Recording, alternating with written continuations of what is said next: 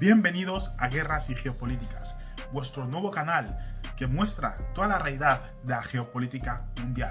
Hoy os vamos a presentar un tema muy interesante, pero antes de hacerlo, por favor, aseguraros que nos seguís en Telegram, en YouTube y en TikTok. Seguidnos en todas nuestras redes sociales.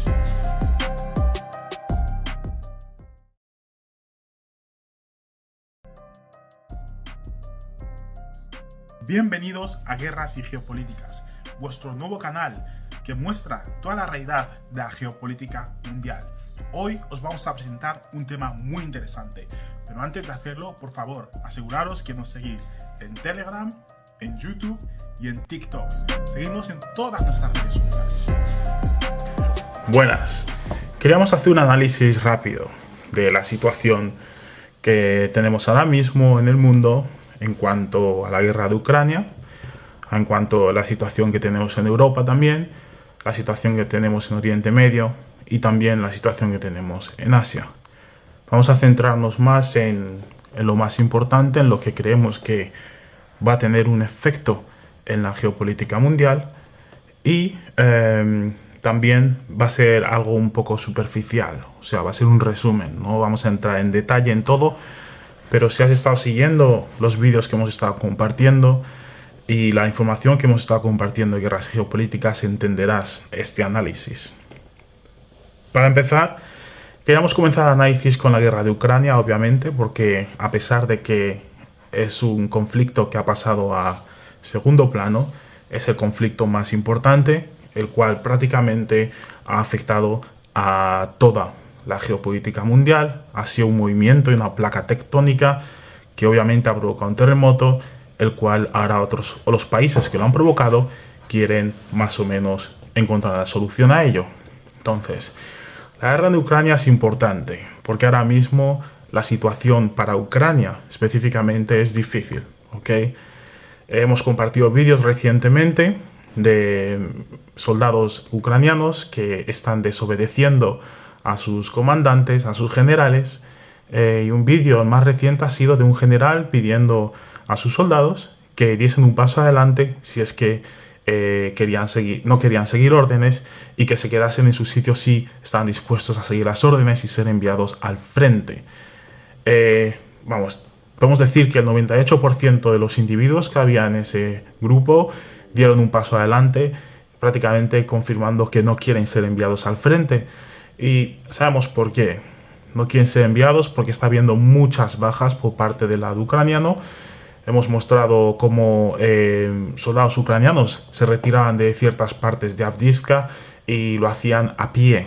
No tenían vehículos y la verdad es que en cuanto al suministro de armamento, etc., Ucrania está teniendo una crisis. Y esto es debido a la falta de financiación, obviamente, por parte de Occidente, que ya explicaremos más tarde la razón por la cual esto ha ocurrido. Luego, obviamente, tenemos a desertores, tenemos a individuos que han pasado al bando ruso, no son muchos, pero los hay, y hay individuos que simplemente se han rendido a los rusos. Hay una radio prácticamente que pueden utilizar y ponerse en comunicación con los rusos, decirles su posición y los rusos les permiten rendirse. Estos son llevados a prisión en Rusia hasta que finalice el conflicto o hasta que sean intercambiados en intercambio de prisioneros de guerra con Ucrania. Ahora, obviamente esto está afectando al número de personas que forman parte al número de soldados, que forman parte del ejército ucraniano, por lo cual Ucrania se ha visto forzada a llevar a cabo otra movilización. Antes de entrar en la movilización ucraniana, me gustaría comentar que el antiguo ministro, creo que era de Exteriores de Ucrania, Mr. Reznikov, que por cierto le forzaron a dimitir por casos de fraude en el gobierno, fue el que alertó a los rusos de que Rusia, Putin, dijo iba a llevar a cabo otra movilización forzada en la cual los rusos iban a ser movilizados en masa, no podrían salir del país, iban a ser enviados a Ucrania a morir. Pues al parecer esto es lo que está ocurriendo en Ucrania ahora mismo y no ha ocurrido en Rusia. Entonces la predicción que hizo esta persona era completamente incorrecta y desafortunadamente es lo que está pasando ahora en Ucrania. Hemos compartido muchos vídeos los cuales muestran cómo los ciudadanos ucranianos, sobre todo hombres, están siendo movilizados. Hombres de 18 años para arriba y redujeron la edad a 17 años para arriba. Estas personas están siendo prácticamente cogidas de la calle, por no decir secuestradas, y se les está metiendo en camionetas y se está llevando al frente. Muchos de ellos han terminado capturados por los rusos y han sido entrevistados.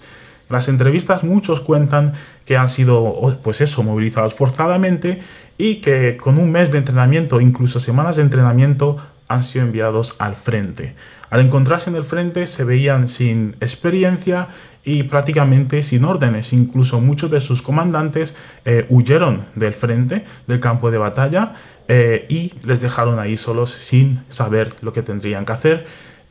Y obviamente esto es una pena, pero parece ser que debido a las bajas, al alto número de bajas del ejército ucraniano, se han visto forzados a llevar a cabo este tipo de reclutamiento o de movilización. La movilización en teoría va a ser de 500.000 de ciudadanos ucranianos.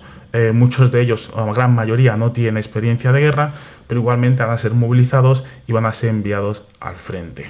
Obviamente, la búsqueda de pilotos de F-16 y de conductores de Leopards o de Leopards no está funcionando en Ucrania, por lo cual tienen que salir a buscar pilotos de F-16 a los países europeos. Muchos países europeos están de acuerdo con Ucrania y había un que otro caso en el cual han permitido que ciertos individuos forzadamente volviesen a Ucrania para unirse a los rangos del ejército ucraniano. ¿Okay? Luego, por parte de los rusos, vemos que están atacando en todos los frentes. En algunos frentes están atacando, pero prácticamente no consiguen avanzar y tienen muchas bajas. Y en otros frentes, en la gran mayoría, vemos que los rusos están avanzando y destruyendo a los ucranianos. Tienen diferentes tácticas. Una de ellas es avanzar, coger una posición y 2 días después abandonar la posición, permitir que los ucranianos cojan esa posición y luego bombardearles. Recordamos que la estrategia de los rusos no es llevar a cabo una guerra en la cual obtienen territorio, sino el llevar a cabo una guerra en la cual destruyen y minimizan las fuerzas ucranianas. Su objetivo es destruir al ejército ucraniano, no para este año, sino para el resto de su existencia, prácticamente para que en un futuro no puedan causar el mismo problema que están causando ahora, donde según ellos los países los países occidentales como los Estados Unidos y Europa están utilizando a Ucrania como un país proxy para llevar a cabo una guerra contra Rusia, la cual tenía como objetivo pues desgastarles en cuanto a sus recursos económicos y llevar a cabo una especie de revolución social dentro del país y cambiar a lo que llaman el régimen de Putin. Entonces esto no ha funcionado bien y, como decimos, los rusos están avanzando en todos los frentes. En algunos frentes están circulando,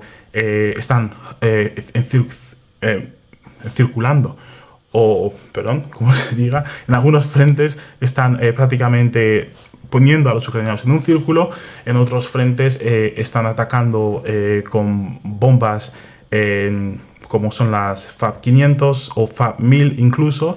En otros frentes están utilizando más los drones porque hay más vehículos ucranianos, y en otros frentes utilizan más una estrategia en la cual paran a los ucranianos lanzando minas desde largas distancias con vehículos especializados en ello, ¿no? Entonces, recordamos que los rusos movilizaron unos 250.000 personas el pasado 21 de septiembre de 2022 y más o menos unas 3.000 personas se unen al ejército ruso cada mes, entre 2.500 y 3.000. Eso es lo que reporta el gobierno ruso, ¿okay? El Ministerio de Defensa. Entonces, esto es una gran cantidad de individuos que se están uniendo al ejército ruso y obviamente no están siendo utilizados en la guerra de Ucrania. Los 250.000 movilizados de septiembre de 2022 no han participado en la guerra, la mayoría de ellos, y muchos de ellos continúan entrenándose. No solo eso, sino que los que se han unido voluntariamente al ejército forman parte de este grupo que se están entrenando. Está claro que los rusos no se están entrenando solo para la guerra de Ucrania, por eso utilizan recursos limitados para este conflicto, sino que también se están preparando para una guerra mayor con el resto de Europa si es que esto acontece. Obviamente, si vemos los comentarios del Reino Unido, de Estados Unidos y de dirigentes de otros países occidentales, vemos que no quitan la posibilidad de que pueda haber un conflicto armado entre la OTAN y Rusia, por lo cual Rusia está ahorrando sus recursos, acumulando, aumentando su capacidad de producción por si esto pasa en un futuro. Vemos que los ucranianos en ciertos frentes están haciendo cosas bastante raras que desde el punto estratégico no se entienden. Por ejemplo, en Krinky, que está al otro lado del río Dnipro, pues no hacen más que cruzar con lanchas al otro lado del río para intentar pues tener una posición en el otro lado del río y atacar a los rusos. El objetivo final es cruzar el río con tanques y con otro tipo de vehículos para poder llevar a cabo una contraofensiva en la orilla este del río de Dnipro, pero obviamente no está funcionando y en muchos casos este cruce del río es un billete de un solo sentido. O sea, no vuelven. La mayoría quedan allí atrapados, otros son destruidos por los rusos. Los rusos obviamente están utilizando drones para lanzar granadas y destruir las acumulaciones del ejército ucraniano. También están utilizando FAB-500 para destruir las acumulaciones y a veces envían artillería para luchar contra esas acumulaciones. Parece ser que los rusos están permitiendo que esto ocurra porque parece ser una forma efectiva de reducir el personal en el ejército ucraniano, ya que este foothold, como se dice en inglés, para ellos no tiene sentido, pero les está ayudando en sus objetivos, ¿no? Luego, sabemos que la contraofensiva en general ucraniana del año pasado ha sido una contraofensiva fallida, a pesar de todos los recursos que les dio los países occidentales, y ha sido una contraofensiva que ha fallido en el sur del país, y en Kherson y en el resto de los frentes prácticamente. Los ucranianos tenían como objetivo avanzar hasta el mar de Azov e incluso tomarse unas cervezas en verano en Crimea, pero parece ser que esto no ha funcionado y los países occidentales, sobre todo los Estados Unidos, parece ser que era la última prueba o la última oportunidad que les daban para probar que iban a ser capaces de poder al menos forzar a los rusos a perder sus posiciones, sobre todo en el sur del país, ¿no? Pues esto no ha funcionado, como muchos ya sabéis, y a pesar de que no ha funcionado, pues los ucranianos siguen sin publicar la pérdida de ciertas ciudades como Bakhmut, por ejemplo. Oficialmente no se ha publicado, se ha visto en artículos sobre todo occidentales, pero el gobierno ucraniano no lo ha hecho oficial, la pérdida de Bakhmut y de muchas otras ciudades. Entonces, sabemos que después de la contraofensiva, obviamente Occidente se dio cuenta de que posiblemente esto no vaya a terminar como ellos pensaban, a pesar de que mucha gente lo tenía claro desde un principio, y comenzaron a decir que Ucrania está perdiendo la guerra. Después de cambiar la narrativa, obviamente la financiación a la guerra de Ucrania disminuyó significativamente, ¿ok? O significantemente, perdón. Entonces, perdón que hace mezclo palabras con inglés. Entonces, dentro del ejército ucraniano también tenemos conflictos internos. Tenemos el conflicto entre Zaluzhny y Zelensky. Zaluzhny más que nada es el comandante de las Fuerzas Armadas de Ucrania y el que está a cargo prácticamente, ¿ok? Y tenemos también a Syrskyi, pero Zaluzhny ha sido el que más se ha publicado y al parecer están echando la culpa sobre la contraofensiva, a pesar de que salió en una entrevista que fue muy importante, la cual prácticamente dijo que no recomendaba una contraofensiva en el verano, ya que no tenían los recursos necesarios para llevar a cabo la contraofensiva, y hizo una lista, un resumen de todo el material que necesitaría para llevar a cabo la contraofensiva, y era prácticamente un ejército completo lo que necesitaba. Obviamente es algo que Occidente no se puede permitir, pero aún así culpan a este hombre de lo que ha ocurrido. Y como ya sabemos, hubo ciertas disputas entre estos dos y sus ayudantes, sus oficiales, que llevó incluso a la muerte de uno de los ayudantes de Zaluzhny. Otro también fue atacado e incluso el jefe de la inteligencia ucraniana, Mr. Buranov, su mujer fue atacada. El conflicto continúa, se echan la culpa unos a otros. Las elecciones en Ucrania prácticamente se han cancelado por lo de la ley marcial y tal, y Zelensky dice que no va a haber elecciones mientras que el país esté en guerra, ya que necesitan unidad para asegurarse de que los rusos no ganan. Pero obviamente Zaluzhny también iba a presentarse para ser presidente de Ucrania, y este es una gran oposición para Zelensky y no quería que esto ocurriese, por lo cual, según dicen algunas personas, canceló las elecciones. La ayuda externa, como ya hablamos, prácticamente se está parando, pero lo que llegó en su día y lo que está llegando, muchos dicen que está creando a multimillonarios en Ucrania, una clase de políticos multimillonarios los cuales quieren mantener sus salarios, y no les importa mucho la situación del frente y el hecho de que tengan que movilizar a sus compatriotas, a 500.000 de sus compatriotas, después de haber perdido a muchos más, y posiblemente los cuales también van a perder su vida. Entonces, la motivación en el ejército ucraniano para luchar esta guerra en contra de los que llaman invasores rusos, obviamente está en un récord súper bajo. Nunca ha estado tan baja la moral, como os he dicho, el vídeo que he mencionado al principio, e incluso tenemos a miembros de partidos de extrema derecha ucraniana diciendo que Zelensky lo que ha creado ha sido una dictadura, otros políticos en Ucrania diciendo que las cosas no están yendo bien y que debe de haber cambios, ¿no? Bueno, también vemos que económicamente Ucrania está fallando.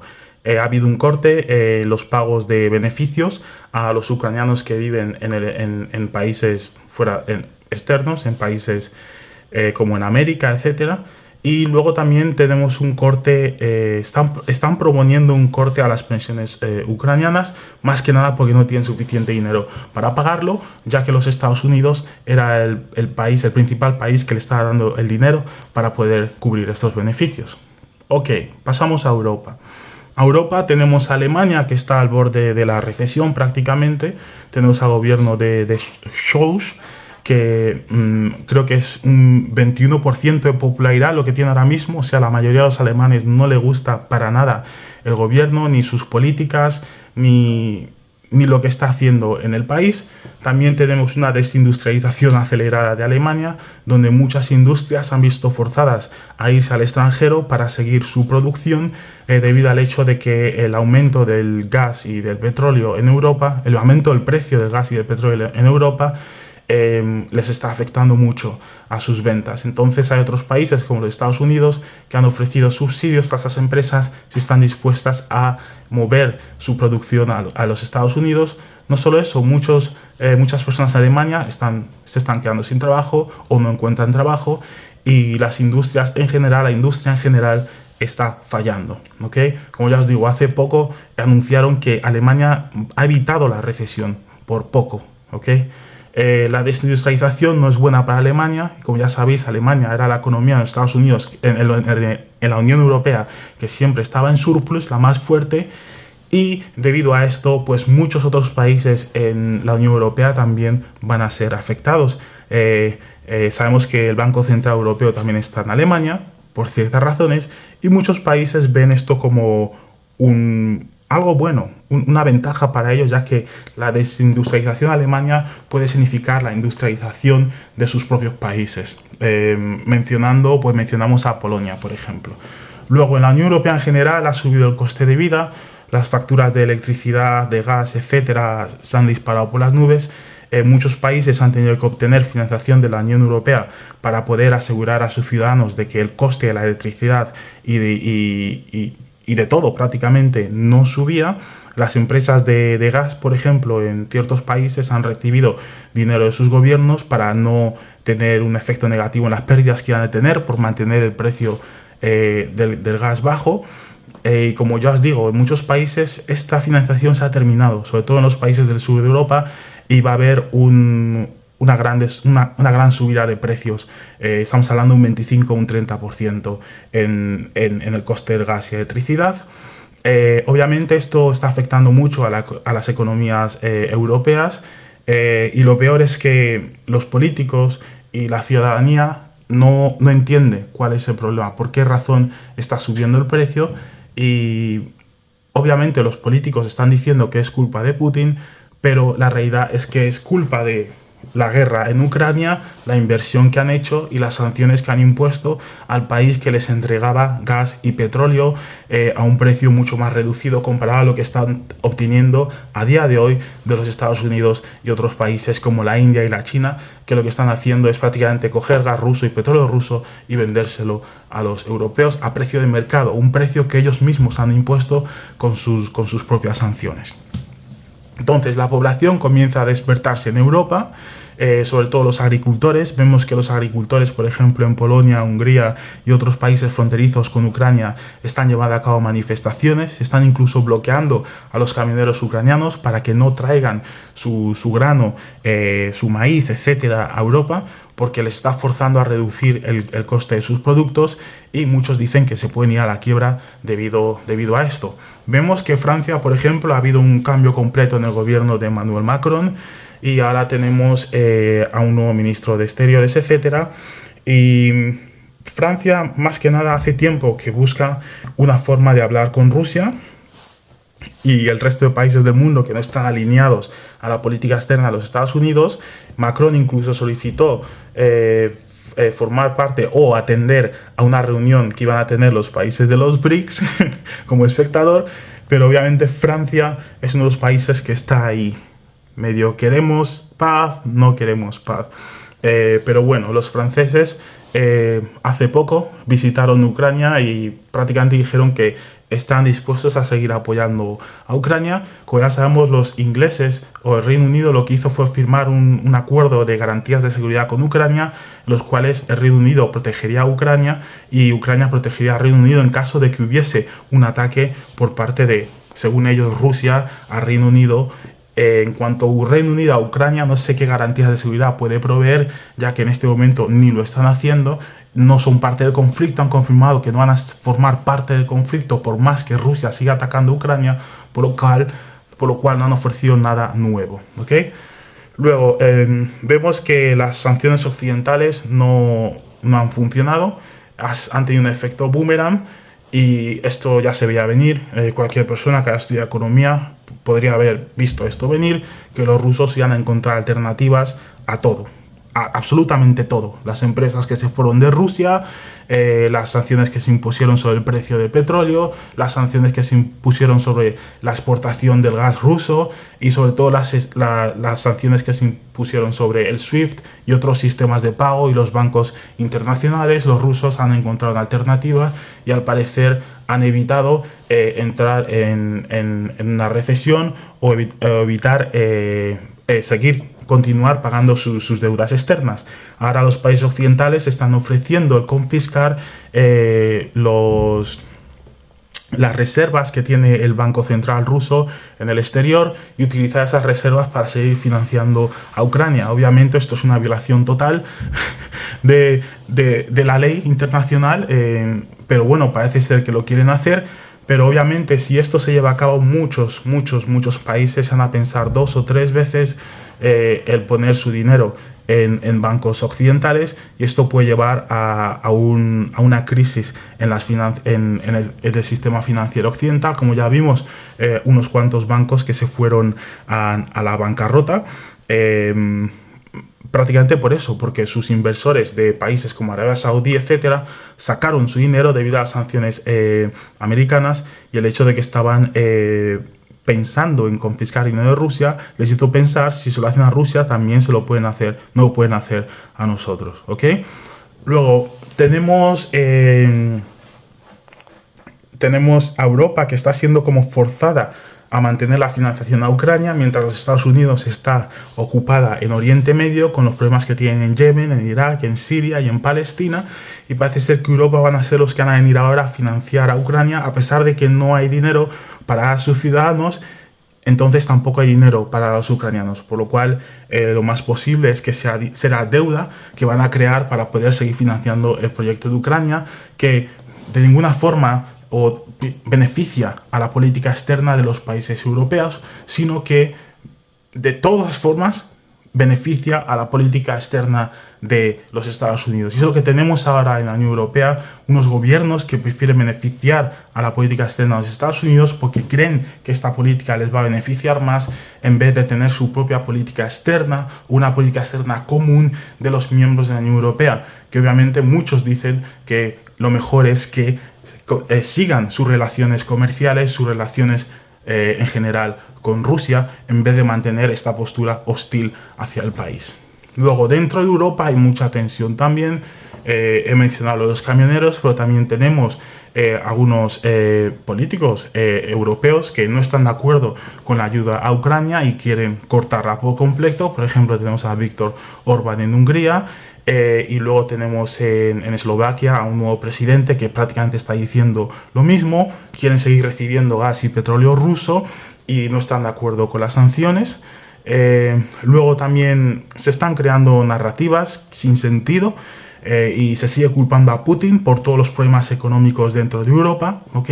Por ejemplo, hace poco Grant Shapps, que es el ministro de Defensa del Reino Unido, que es el reemplazo del señor Wallace, que decía que los arbustos era uno de los principales problemas de la contraofensiva ucraniana, él prácticamente culpó a Putin por todos los problemas económicos que está pasando ahora mismo el Reino Unido. O sea, no tiene mucho sentido, ¿ok? Luego tenemos a Ignacio Cassis, que es el canciller sueco de Relaciones Externas, que dijo que no habrá acuerdos de paz sin contar con Rusia, y es algo que ha ocurrido en la historia, en todos los conflictos que conocemos, ¿ok? Y a pesar de que el Reino Unido está dando garantías de seguridad a Ucrania, a pesar de que otros países están diciendo que la propuesta de paz de Zelensky es lo que deben de seguir, que no cuenta ni con Rusia, aquí tenemos a miembros de la Unión Europea pensando maduramente y diciendo que hey, no puede haber negociaciones de paz si Rusia no está involucrada en ella. Ok, pasamos a Medio Oriente. Tenemos el ataque de Estados Unidos y Reino Unido a Yemen, que ha sido un ataque completamente fallido. Como dije en un vídeo pasado, han atacado a instalaciones militares, pero han matado a 5 hutíes, y los hutíes siguen con sus ataques a los navíos que pasan por el Mar Rojo, y los hutíes siguen diciendo que van a seguir atacando no solo a los barcos americanos e israelíes, sino también a los del Reino Unido.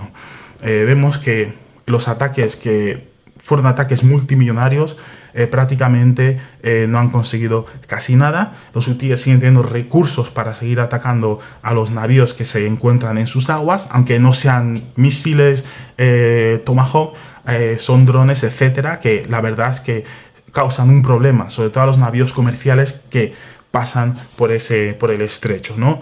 Y obviamente no sabemos cuánto tiempo pueden mantener estos ataques el Reino Unido y los Estados Unidos, ¿ok? Porque, como ya os digo, están utilizando drones de 30.000 euros, los hutíes, y los americanos y el Reino Unido están utilizando misiles que cuestan más de 1 millón. Entonces, en cuanto a lo económico, no les beneficia.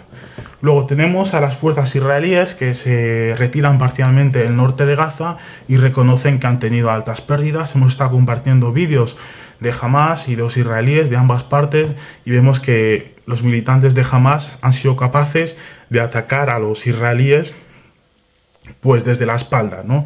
Y vamos, esto es algo que ya se predijo en toda guerra urbana. Esto ocurre. Los que atacan tienen las de perder, sobre todo si destruyes todos los edificios. Muchos opinan que destruir los edificios ayuda porque evitas posiciones altas desde las que te pueden disparar, pero otros piensan que el destruir los edificios lo que creas es escombros que permite a los militantes esconderse mucho mejor, y no solo eso, sino que las posiciones altas están ahí, aunque no sean muy altas, pero los francotiradores pueden subirse a los escombros de las casas y disparar a los soldados israelíes que ahora están prácticamente al descubierto, porque no hay edificios de por medio, o los edificios que hay son muy bajos y pueden ver cuando pasa un tanque o cuando pasa infantería, ¿ok? Entonces, Israel sigue atacando al Líbano también, prácticamente atacando a miembros de Hamas y de Hezbollah, ¿ok?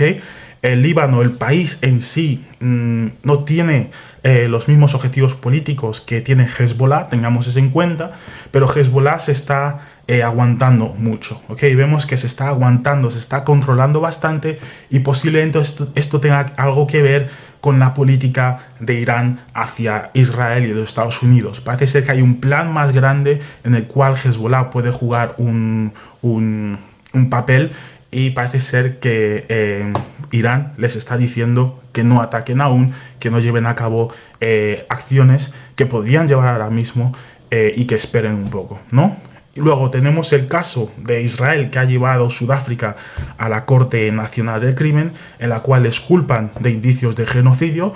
Ha sido un caso muy, muy, muy fuerte. La verdad, han mostrado vídeos, fotografías, conversaciones, sobre todo de los soldados israelíes, en los que prácticamente dicen que es que hay que eliminar a los palestinos y muchas cosas más.